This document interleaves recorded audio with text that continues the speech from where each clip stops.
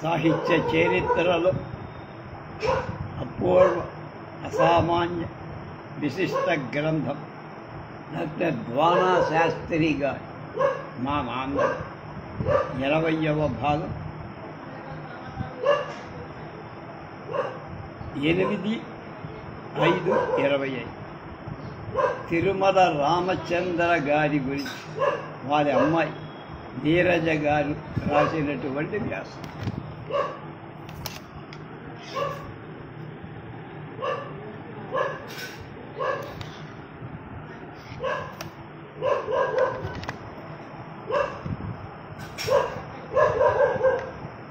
తిరుమల రామచంద్ర గారి శత జయంతి కార్యక్రమం విజయవాడ బుక్ ఎగ్జిబిషన్లో జరిగినప్పుడు పుట్టపర్తి నారాయణాచార్య గారు అమ్మాయి నాగపద్మిని గారు ఈమె ఇద్దరు వచ్చి వాళ్ళిద్దరినీ మొదటిసారిగా నేను చూశాను. మొదటిసారి రెండోసారి ఈవిని మొదటిసారి ఆవిడ 2-3 సార్లు చూశాను. 1913 జూన్ 17 అనంతపురం జిల్లా తాడిపత్రి దగ్గర రాగంపల్లి అగ్రహారంలో తిరుమల వారు జన్మించారు.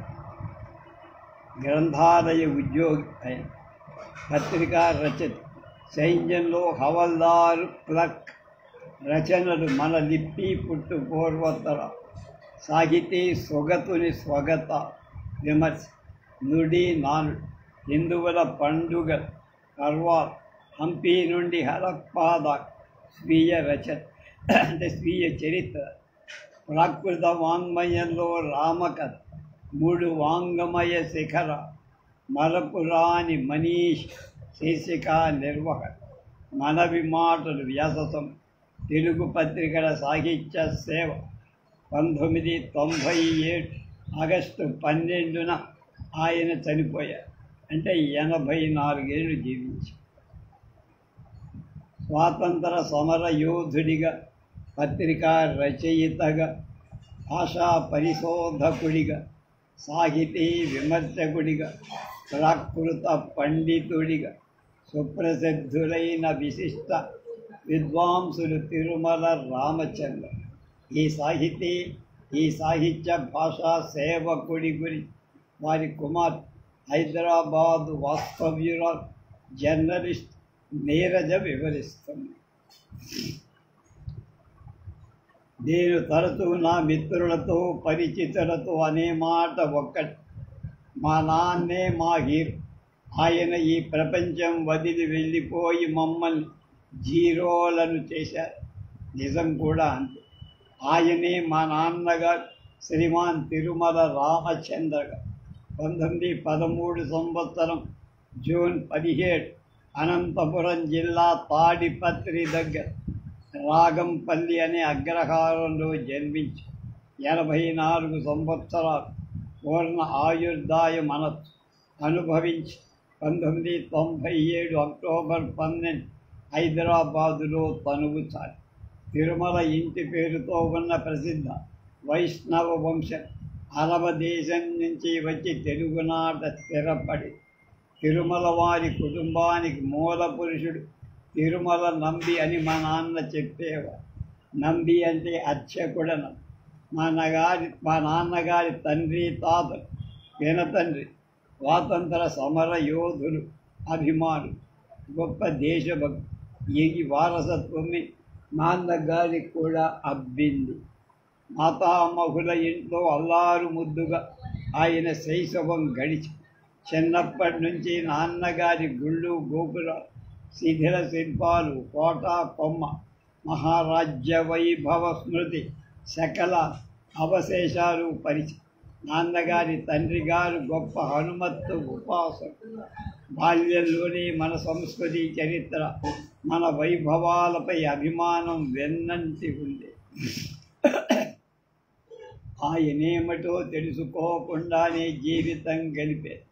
బాల్యంలో తరచూ పెద్ద రచయిత, సినీ నటులు మా ఇంటికి వచ్చారు. మా అమ్మగారు శ్రీమతి అనంతలక్ష్మి గారు రకరకాల పలహారాలు, రుచికరమైన వంటకాలు చేసేవారు. పెద్ద రచయితల ఇళ్లకు వారి మిత్రుల మిత్రుడు రావటం ఆ కాలంలో సహజం. మరొకరెవరైతే తప్పకుండా గొప్పలు చెప్పేవారు. కానీ మా నాన్నగారు మాత్రం అలాంటి డాంబికాలకు పోలా. ఎంతటి వారినైనా తన స్వార్థం కోసం వాడుకోని నిరాడంబరుడు మా నాన్న. ఆయనేమిటో ఆయన పోయాకే మాకు అర్థమైంది. ఏ పని చేసినా పూర్తి చేసి కానీ మరో పని మొదలు పెట్టకూడదు. ఒక వ్యాసం రాయాలంటే విషయం సంపూర్ణంగా తెలుసుకొని కానీ ప్రారంభించకూడదు. జీవితంలో ఒక లక్ష్యం పెట్టుకోవాలి. లక్ష్యం లేకుండా జీవితం గడపడం శుద్ధ దండగా అనేవారు. ఒక మంచి మాట పదే పదే చెప్పటం వల్ల వినేవారి మెదడులోకి వెళ్ళి స్థిరపడి వారు సన్మార్గంలో నడిచేందుకు తోడ్పడుతుందని నాన్న ఖచ్చితమైన అభిప్రాయం. ఆయన సంతానమైన మేము ముగ్గురం, డాక్టర్ నీరజ, నేను అంటే ఆమె, డాక్టర్ శేషసాయి, డాక్టర్ ఆముక్తమాల్య ఎప్పటికీ గర్విస్తూ కొన్ని ఆశయాలు, ఆదర్శాలు, నమ్మకాలు పెట్టుకొని వాటి కోసమే కృషి చేస్తూ తన జీవిత లక్ష్య సాధన కోసం నిరంతరం శ్రమిస్తూ నాటి తరానికి కాకుండా ఈనాటి తరానికి కూడా ఆదర్శంగా నిలిచిన మహానుభావులై తన జీవితాన్ని రచనకి అంకితం చేసి చివరి పైసా సైతం పుస్తక ప్రచురణకి ఖర్చు చేసిన మనిషి. పుస్తకాల కోసం ఏదైనా నేర్చుకోవడం కోసం తప్ప మరి దేనికైనా డబ్బు ఖర్చు పెట్టాలంటే ఆయనకి మనస్కరించేది. మా నాన్నగారి చేతి కనీసం గడియారం కూడా లేదు. ఖద్దరు బట్టలే తప్ప మరే రకమైన బట్ట కట్ట. భుజాన ఒక సంచి తప్ప ఏ ఊరికి బయలుదేరిన మరో అగేజీ లేకుండా వెళ్ళేవారు. ఇంటికి వచ్చిన వారి అభోజనంగా ఎన్నడూ పంపేవారు. మా అమ్మగారైతే ఆయన వేళాపాళా లేకుండా ఇంటికి తిరిగి వచ్చిన ప్రతి వారి కావలసినదేమిటో కనుక్కొని మరీ వండి పెట్టిన మహాయుధ. ఆయనకు తగిన సతీమ. మా నాన్న చిన్న పిల్లల స్వభావం కలవ కాబట్టి అన్ని వయసుల వారితో ఇట్టే కలిసిపోతూ ఉండేవారు. చిన్న పెద్ద తేడా లేకుండా అందరినీ తను ముందే నమస్కారం చెప్పి పలకరించి ఎంత దూరమైనా నడిస్తే ఆలోచనలు వస్తాయనే నమ్మకం. తను ఏదైనా రాయదలుచుకుంటే ఒక్కోసారి మధ్యలో ఆలోచన రాకపోవడం, ఆగిపోతే ఎక్కడికైనా అలా కాసేపు నడిచి వచ్చేవారు. విషయం తెలిసిన వారైతే చిన్నవారైనా సరే వాళ్ళ దగ్గరకు వెళ్ళి తెలుసుకోవడం నామోషి అనేవారు కాదు. మా నాన్న నిజంగా నడిచే నిఘంటువు. నిజమే. సంస్కృతం, ప్రాకృతం, తమిళం, హిందీ, కన్నడ భాషలలో పాండిత్యం, మరో 10 భాషలలో పరిచయం. మా నాన్న స్వాతంత్ర ఉద్యమంలో పాల్గొని ఒకసారి గోవిందరాజస్వామి వారి మహాదేవాలయం ఆవరణలో గల నమ్మాళ్వారు గుడి గోపురంపై వారు వారి మిత్రులు కలిసి ఒక 20 అడుగుల జెండాను ఎగరేశారు. దాంతో ఆయన పోలీసులకు పట్టుబడి 1 ఏడాది కఠిన కారాగార శిక్ష వేశారు. వేలూరు జైలు అనుభవించి తాను ఆస్తిపాస్తులు కలవాడినని, జైలు భోజనం చెయ్యలేనని విన్నవిస్తే సౌకర్యాలు వస్తాయని చెప్పిన నాన్నగారు దాన్ని అంగీకరించక సి క్లాస్ ఖైదీగానే ఉంది. మద్రాసులో ప్రాచ్యలిఖిత పాండాగారం వేటూరి ప్రభాకర శాస్త్రి గారి వద్ద మా నాన్న పనిచేశారు.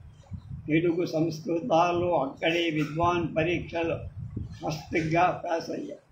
లాహోర్ వెళ్ళడం, అక్కడ చిన్న ఉద్యోగాలు చేయడం, చివరకు సైన్యంలో చేరడం వంటి సంఘటనలెన్నింటిను తమ స్వీయ చరిత్రలో రాసుకొని తెలుగు సాహిత్య పరులను తిరుమల రామచంద్ర జీవితమంత వైవిధ్య భరితమైన జీవితం ఎక్కడా మనం ఏ విధమైన భయాందోళన, ముందు జాగ్రత్త, ఆర్భాటాలు, ప్రతీక్షలు, ఆశాభంగాలు లేకుండా జీవితమంతా అని అక్కిరాజు రమాపతిరావు గారు చెప్పిన మాట అక్షర సత్యం. మా నాన్నగారి జీవితంలో అన్ని ఘటనలు అనూహ్యంగా అచించితంగా ఆలోచించక విచిత్రంగా జరిగి సైన్యం నుంచి ఉద్యోగం వదులుకోవడానికి సిఫార్సు కావాల్సి మొట్టమొదటిగా పత్రికా రంగంలో డైలీ టెలిగ్రాఫ్లో పనిచేశారు. హైదరాబాదులో అడవి బాపిరాజుగా సంపాదకులుగా ఉన్న మీజాన్ పత్రికలో ఆంధ్రపత్రిక ఆంధ్రప్రభలో పనిచేశారు. పుష్కర కాలం ఆంధ్రపత్రికలో ఉన్న 75 నుంచి 79 వరకు సాహిత్య విభాగం ఆయనే చూశారు. బాలల అకాడమీకి ఒక ఏడు కార్యదర్శిగా ఉన్నారు. నా నాన్నగారు స్వయంగా పరిశోధన ద్వైమాస పత్రిక ప్రామాణికంగా నడిపి 3 ఏళ్ల కంటే ఎక్కువ సాగల. నాన్నగారి రచనలన్నీ అపూర్వం. అంతకుముందు వెలుగు చూడనివే. తెలుగు భాషా సాహిత్యాలకు సంబంధించిన వారు రాసిన 15 పుస్తకాలు వారి జీవిత కృషికి నిదర్శనం. భారతీయ భాషలలో వెలువడి పుస్తకాన్ని మన లిపి పూర్వోత్తరం మా నాన్నగారు 50లో రాసి 2000 సంవత్సరాలలో లిపి పరిణామాన్ని పరిశోధనాత్మకంగా తెలిపారు. నాన్నగారి ప్రాకృత సాహిత్యం అంటే వల్ల మారిన శాతవాహన చక్రవర్తి హారుడు తెలుగువాడని, సప్తశతిలోని గాథలు తెలుగునాట జరిగాయని గాథాసప్తశతిలో తెలుగు పదాలనే అంశంపై మొదట వ్యాసం రాసింది నాన్నగారి అంటారు. తెలుగు పదాల పుట్టుక గురించి అంతగా కృషి జరగని రోజులు నుడి నానుడి అనే పుస్తకం రాశారు.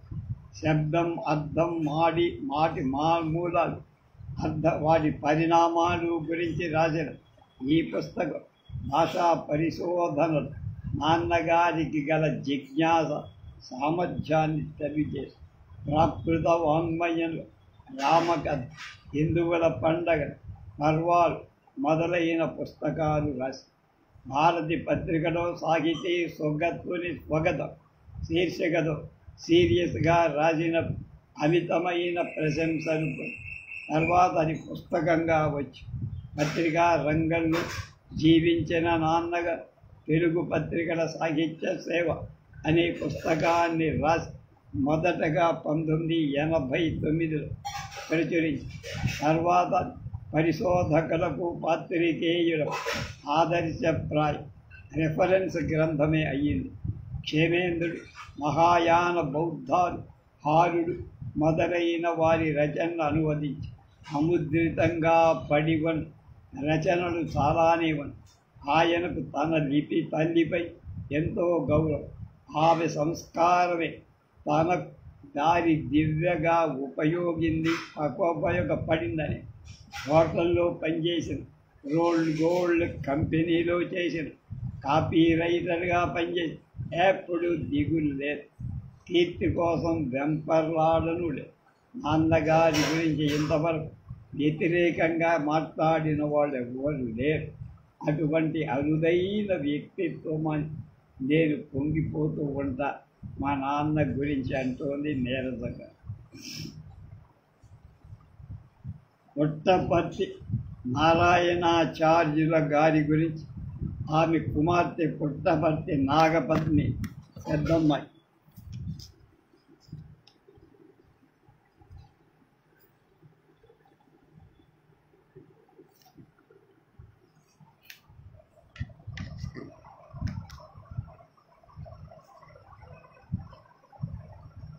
ఇరవై 8/3/1914 అనంతపురం జిల్లా చీయేడులో జన్మించారు.